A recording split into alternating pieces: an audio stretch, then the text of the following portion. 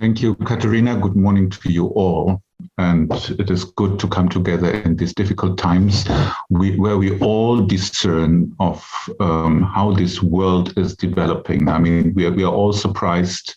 We are all in loss of clear perspectives, and it's good to share and to look for perspectives together.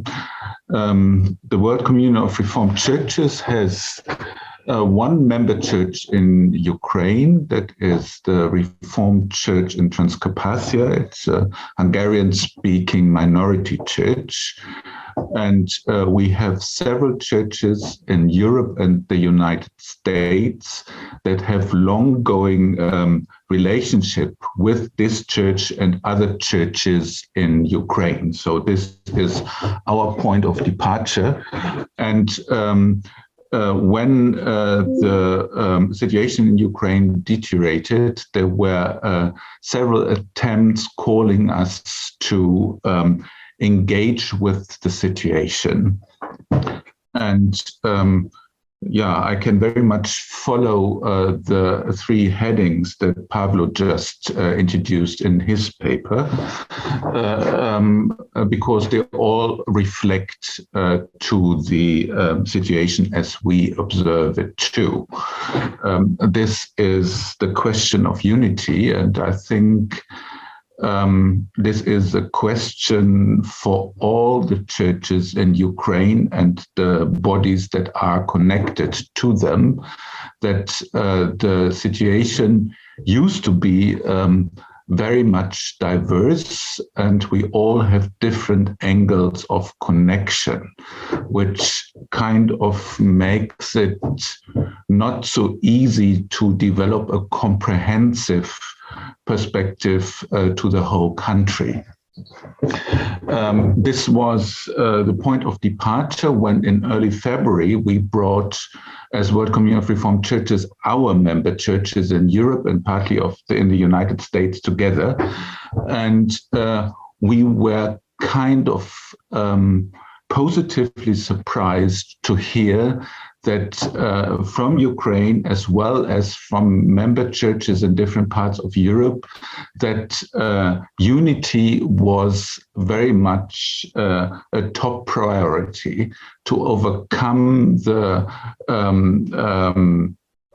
ethnic questions, to come together in this situation in the spirit of unity. This was very encouraging and was expressed from all sides. And what was the point which made this position possible and convincing for many was that many people argued take a perspective of the long view of happening in Ukraine. So we are in a warlike situation since 8 years. And what we have to prepare for is a difficult situation for quite a time to come.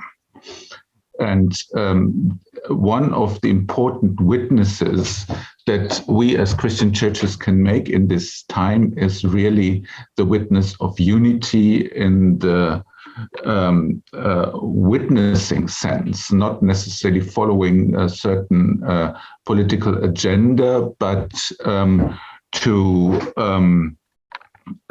really understand unity from the perspective of the life of people on the ground in the congregation, on the situation in which people are finding themselves, and how this can be expressed and how can this be made a point of departure for witness. So this was very much important.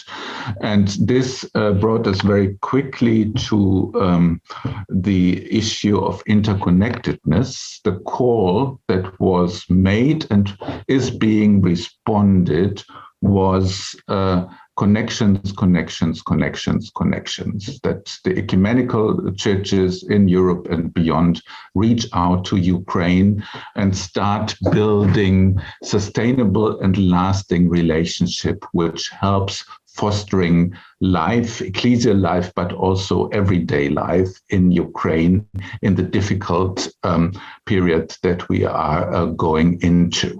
So there are a number of ideas which are emerging, and we will surely involve the Conference of European Churches and its members into that. One of the ideas is to form a network of communicators in member churches in connections with churches and people in Ukraine, that we share all the information that we receive and all the activities do with regards to Ukraine together in order to be able to present a voice which is not confined to the geopolitical struggles in the first place, but really focuses on the situation in Ukraine. So that would be one thing. And the other thing that is emerging, that we plan to build a European network which also brings together the relief organizations of our churches in a kind of connected way that will help us to get support to our partners in Ukraine. So this is the way in which we are thinking at the moment. We hope also that it will be possible to visit Ukraine in the near future. I think it's being discouraged. It's almost impossible at the moment, but we believe it's very important to not only express solidarity, but to demonstrate and to show it in the direct contact of people. So we have been planning a solidarity visit, and we are still exploring the opportunities of going. And we would, of course, share our experience in this context with all of you. With regard to the third point that Pablo was making, the point of reconciliation, that is something the WCRC has been involved in many countries, in South Africa and Colombia as two examples. And the experience which we have made in this context is that reconciliation needs to be based on an understanding of justice. In South Africa, reconciliation which did not address poverty and the marginalization of people on the ground is not lasting. We find a similar situation in Colombia and other places as well. So therefore, there will be huge pressure to speak a language of reconciliation in the conflict, just to contain the violence and the war in a way, so which will be a force on many people to keep silent on experiences on the ground when we go into a situation where most likely a considerable degree of oppression will be applied on people in Ukraine. So our feeling is we must not keep silent on these developments, and we need to prepare ourselves that we gather the relevant information and try to build our witness around it.